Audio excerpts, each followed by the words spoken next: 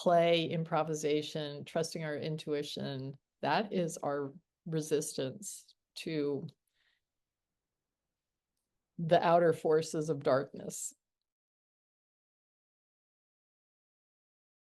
So the art of darkness is about keeping the lights on and the joy sustained. And it's a daily practice for me. And by the way, the journal you gave me is my practice. I go to a coffee shop and I draw people and I write about it. It's very simple and I love it. And because I was thinking, why am I not feeling confident about my drawing? And I'm like, oh, because I'm not drawing.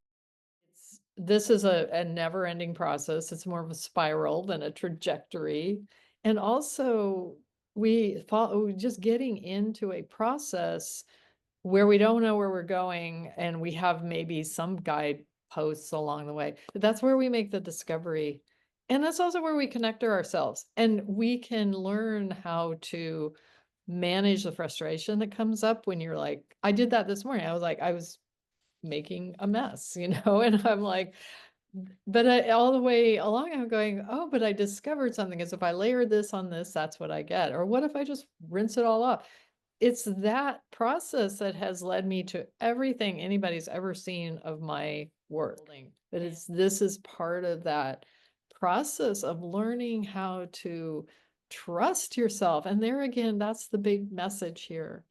We need to trust ourselves, our own voices, our opinions, because there is movement afoot to take all that away from us.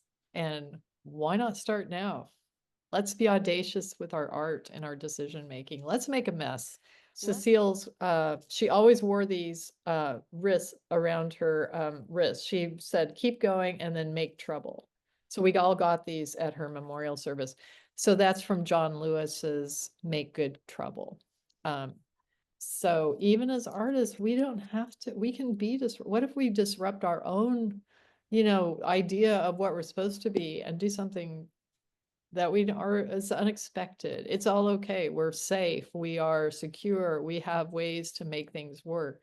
But give yourself a chance. That's what I keep wanting to say to people and myself. I have a piece in Letter Arts Review. I haven't submitted anything in a while. And it was done purely with this process of like, oh, I was playing with a ruling pen. I was writing things out, and then I'm like, meh. And I painted over with gesso and I did some other things, and then it emerged and I was like, oh, I've got these trees, these birch trees. I didn't intend to do that, but that's what happened. And so one could say, well, that's not very professional. You had no idea what you're doing. Why should that get attention? But I think, well, it had a feeling of something in it.